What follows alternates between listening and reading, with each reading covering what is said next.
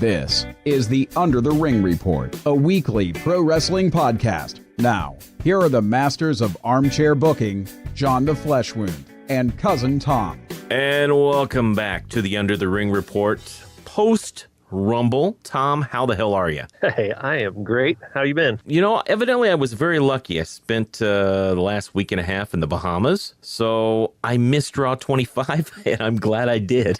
I was going to say, I think I would rather have been in the Bahamas and missed Raw 25 because I didn't miss it, and like everybody else, it was pretty disappointing. Yeah, once I got back, I gave it a quick scan. I think I only watched maybe 15 minutes because everything else was fast forward. So that was pretty bad. I did get a story about wrestling while I was in the Bahamas, though. You hear, really? Yeah, you hear weird things all the time. So we took a charter boat around some of the islands and stuff, and they had this really tall island in the middle of nowhere, and the guy was talking. He goes, "So that's an island where people like to jump off the boat and they'll go up and dive off." And then he goes, "Has anyone here heard of the Miz?" And I'm like, I'm the only one on the boat. Yeah, I'm a geek. And he goes, "Well, the Miz went up there and jumped off the top of that a few weeks ago when he was here." So I was like, okay. So there you go. There's my little bit of wrestling that actually gelled into my vacation. So even when you travel long distances to a remote island, you still have wrestling. I know, and I tried not to have anything. I didn't look at the Twitter account, Facebook. I tried to completely stay away from wrestling as possible. So, see me and my wife could just kind of relax and enjoy ourselves, but it just kind of sneaks up there every once in a while. But I guess what we're really here to talk about is kind of our thoughts about the Royal Rumble this year. And I did get home in time to catch it live, and I guess you stayed up a little late to catch up because you couldn't catch it right away. So what were your initial thoughts? First off, I'm a little wired differently than most people, and I was at work during the Rumble. So I avoided my phone like the plague. I did not want to be... I knew when the sound went off, that was an alert from Twitter or something wrestling related, and I didn't want... Partially my fault. Well, yeah, you were tweeting, and I always get alerts when you tweet, so I tried to avoid that at all costs. So I didn't start the Rumble till after 10 and finish it about 1 a.m. Okay. Central Time. But however, I was not disappointed. That was one of the better Rumbles that I can remember in the last several years. And you know what? And I think you're right, because I think each year the Rumble, they build it up, but it's never quite the guy you want to win it. And it's been that way maybe for the last 6-7 years, you know what I mean? Because there's no clear-cut fan favorite that people really want to win. And also the cool thing is to hate on Roman Reigns winning the Rumble. So yeah, I whoever put the story together did a good job of telling smaller stories with folks who had, beefs with each other throughout the year. And I also thought the return of a couple former wrestlers was perfect also. I mean, Hurricane wasn't in very long, but that was good. But it was really great to see Rey Mysterio show up. Yeah, well, and to return to the building he got booed in just a few years ago. Yeah, true. I mean, same exact building, but, everyone was Daniel Bryan crazy at the time, and he got booed. So it was great to see him cheer. It was great to see the Hurricane. I follow his Twitter. So do I. I know. Yeah, he's very active social media wise. I know he put his hat in there for 205 general manager, and which I would have loved to seen that. But it was great to see him. It was great to see the whole his superhero poses and everything. Even though he's only in for a couple minutes, you couldn't ask for two better guys to bring back and really kind of top off that Rumble.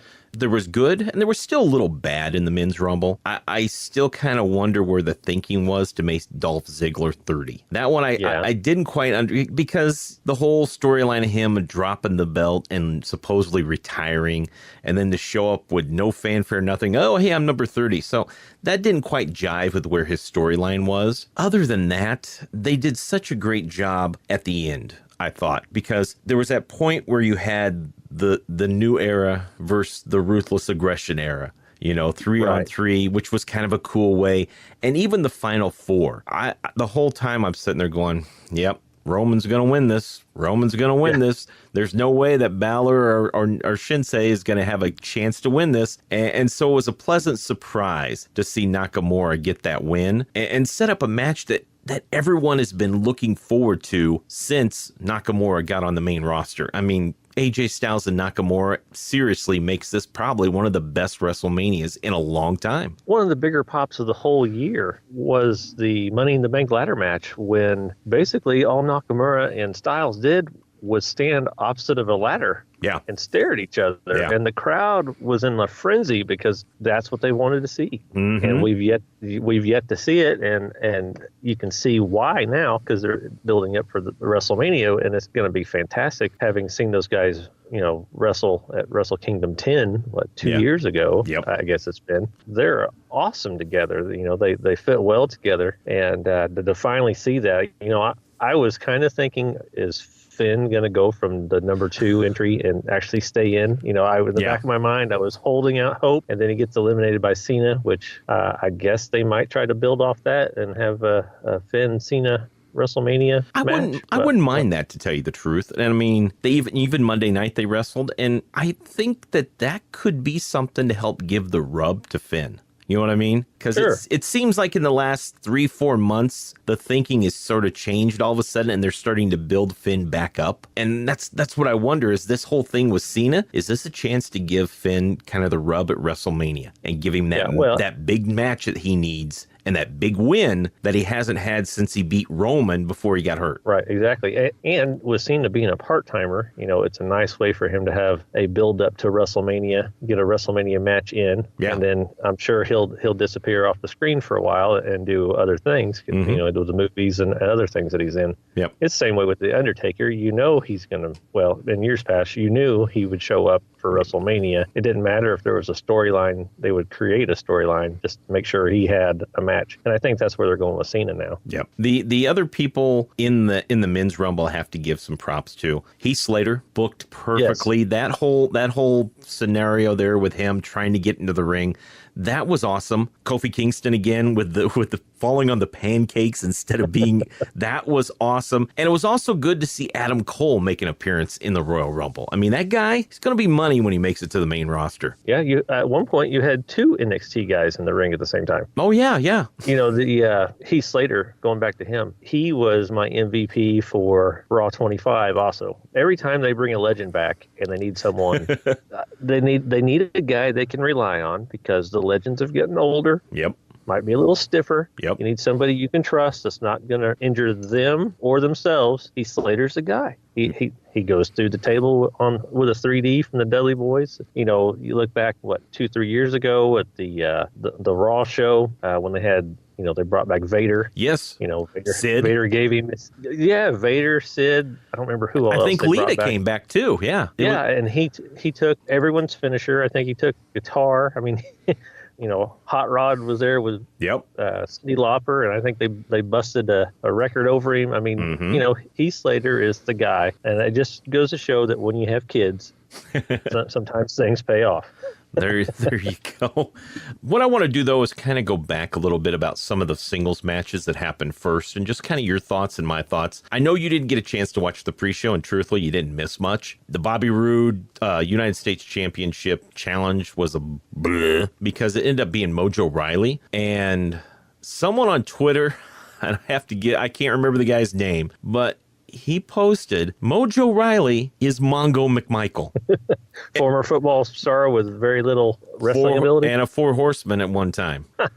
And you know what? After I saw that, I'm like, oh my God, the dude is right. He has no personality. He has a very limited moveset, and he's boring as hell. His biggest claim to fame is supposedly knowing Gronk. Who gives a crap? Your thoughts on the triple threat match that started off Royal Rumble? Oh, the starting match with Kevin Owens, Sami Zayn, and AJ Styles. Yeah. I loved the match. KO and Sami Zayn, I think together, they feed off each other. They're awesome together. I know the current storyline is they're kind of feuding now because of it. But I liked how they did the match. I liked how they were in and out of the ring, and they were trying to work Styles over. He mounted a comeback, and it was just a good match. I wasn't disappointed at all. I don't know what you thought about it, but I really liked the first match. Yeah, I thought it was good. I mean, it wasn't one of AJ's best matches, don't get me there, but it did what it did to further the storylines for where they're going. The Usos versus Chad Gable and Shelton Benjamin kind of left me scratching my head because they had been building up, showing that Gable and Benjamin could actually compete with the Usos, and then just to let them hurry up and just beat them real quick in two falls. And I just kind of went, that doesn't help anyone. I kind of wondered if they got like a time limit. Maybe. And they were running long, and maybe they told them, okay, or it didn't really make sense, or they already knew they were going to have the Usos drop the title at SmackDown, so they just went ahead and just, Yeah, maybe, but it just called it. It seemed strange to me that that's what was going to happen. Yeah, I agree. Yeah. I was confused by it. Yep. And then the Cesaro and Sheamus versus Rollins and Jordan, that match was a complete waste of time to me. I mean, I get what they were doing because, reports are Jason Jordan is actually hurt. But trying to follow the Men's Royal Rumble, wow, what a mistake. I mean, it wouldn't have hurt to put that match at even the first match of the night, because they were in a no-win situation anyway. And that was the problem I had, is that 1 versus 2, it was very boring. It wasn't the normal chemistry that you get with these guys. And I don't know, I just kind of left it very lacking. What'd you think of the Lesnar and Kane and Braun Strowman match? Oh, that was like watching a train wreck. I mean, First of all, Strowman started off like he just drank 25 Red Bulls and wanted to wreck an entire block like he was Godzilla or something. And the knee to the head he gave Brock. And how about that punch that Brock put on his face? Yeah. I mean, when I saw the knee, because the knee to the head is one of those moves in UFC that if you got like a guy on one knee and you knee him in the head, that's a no-no. And Brock was kind of down like that. And that's a big boy laying a knee into the side of your head. And it wasn't... Yeah. It wasn't a gentle knee either. No. And you could tell. And I know they censored what Brock said. And then he tagged him right in the temple. And you saw, if you go back, they keep showing the little GIF, whatever you want to call it, of Lesnar tagging Strowman in his ear. Yep. But if you go back and watch right after he got tagged, he stumbles back like 4 or 5 steps into the corner turnbuckle. Oh, yeah. Yeah. And, he tells him to slow down. And, man, and now it makes sense to me why Kane is in there. Because Kane is there to be a buffer between those two bulls, especially Strowman, because he's so young. Yeah, true.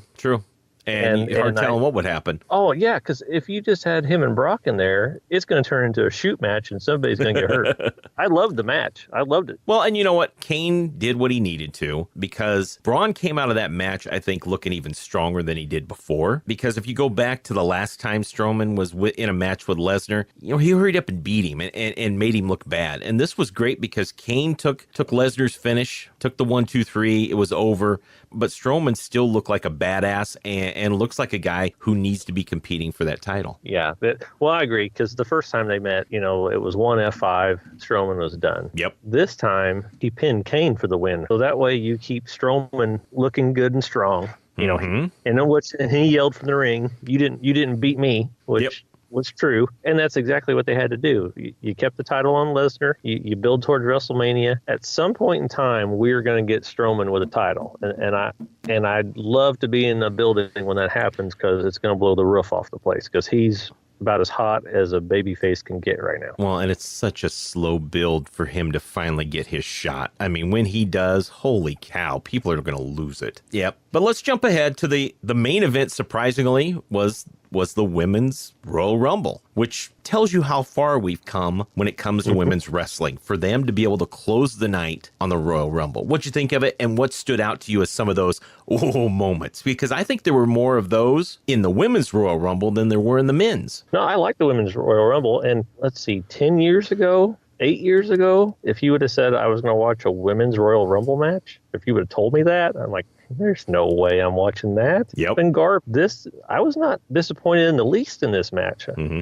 The men's Rumble was good. I liked the women's Rumble just as much. The names they brought back out to compete, I thought were great. I loved seeing Molly Holly. Yep. She looked good. They all look good. Lita coming back, Trish, even Miss Jackie. I always liked Miss Jackie because she always looked like she could beat the snot out of anybody, man or woman. Don't lie. You just were hoping her shirt would fall off again. No, that wasn't it.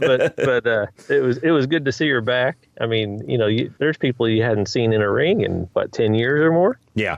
Now, the one thing about the Royal Rumble, though, too, there are a few of the women that showed up that it shows how far the women's division has come in the last 15 years. Because when Kelly got out there, she looked out of place. She really did. And that's the same with Tori Wilson. I mean, Tori Wilson is a fantastic athlete, but when they were in the WWE, it wasn't about if you could wrestle. It was bra and panty matches and what could we do to flaunt you around. And that's why they kind of looked a little out of place when they were wrestling against some of these other people. I mean, that's why even in the times of the Attitude Era that Lita and Trish stood out because they were legitimate wrestlers. And the same with Jacqueline. But Kelly, Tori Wilson, they were models that turned into divas. So that's the only thing I kind of looked at and went, The other person too, Michelle McCool looks like she could fit right in this division right now. I was impressed with her. She looks like, she has not lost a step. Yep. And she was in there for quite a while, actually. Mm-hmm. The one person that I thought they might bring back, and I'll see what you think about this. Okay. I was expecting that maybe, especially with the popularity of Glow on Netflix, that Ivory would make an appearance. And there's rumors that she might make it into the Hall of Fame, but I thought, well, maybe they'll bring her back. But, But it could also be the case that maybe she didn't want to take the chance of getting hurt. Well, that's true. Yeah, because, I mean, that's if you're not in the shape and ready to roll, I mean, some things could happen to you. I mean, even people that are can get hurt. The other person, too, I want to see Beth Phoenix back in a WWE ring. Yeah, she retired way too early. Yeah. Well, she had kids. That's why, so.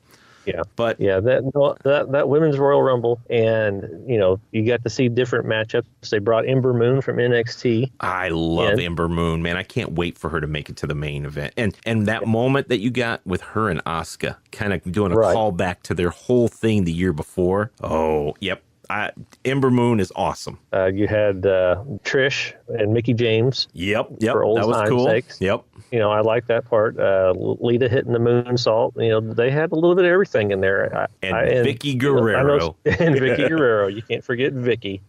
Luckily, she wasn't in there very long. I was more worried about her getting hurt falling out of the ring. Yeah. It's like, oh, this isn't going to be pretty. But overall, I thought it told a great story. They did a nice job, even though we all knew pretty much Asuka was going to win the thing. Mm-hmm. They did a good job of building Sasha Banks back up. Because I felt for a while Sasha Banks had been kind of getting the short end of the stick, and they kind of forgot how great of a wrestler she is. So it was good to see her, and I'm not the biggest fan of the Bella Twins. And I get why they push them because of the TV shows and all that stuff. So I was kind of like, why are these two in part of the end of the last four people? You know what I mean? Right. Because to me, that era of wrestling is over. We're now in Sasha was in there for 50 minutes. Yeah. But what I'm saying, though, is that the Bella Twins, that was a different era of wrestling. And so that was one of my only gripes, is to have those two at the end. And I felt that was kind of because other than that, I thought everything else played out perfectly how it should. And number 30, Trish Stratus, was a great way to finish up the entrance. Yeah, I agree. I agree with everything you said. The Bella Twins, that was the whole Divas era.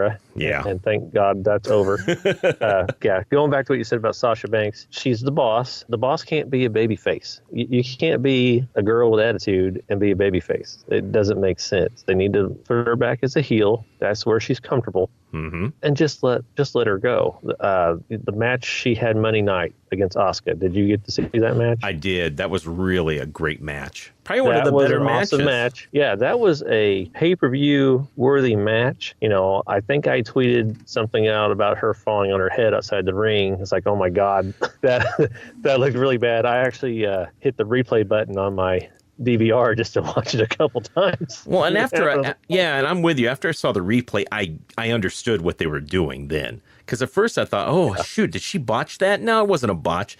It was all planned so Asuka could supposedly stop her with that kick. Yeah. But, I mean, that match was great, and it's great to see her have a match like that. Yeah.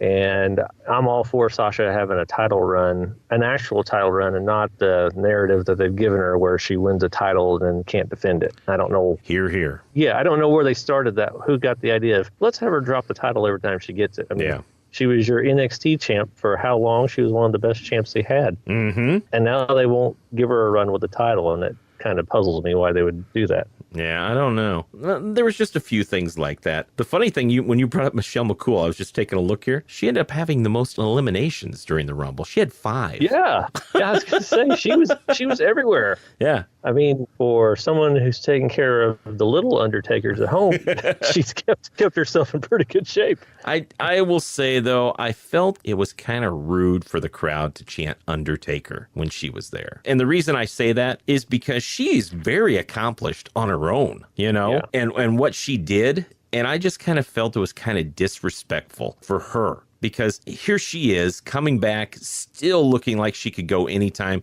And instead of getting a round of applause from who you are, they're applauding your husband. So yeah, well, that's Philly. Yeah, I know. Philly's a strange breed.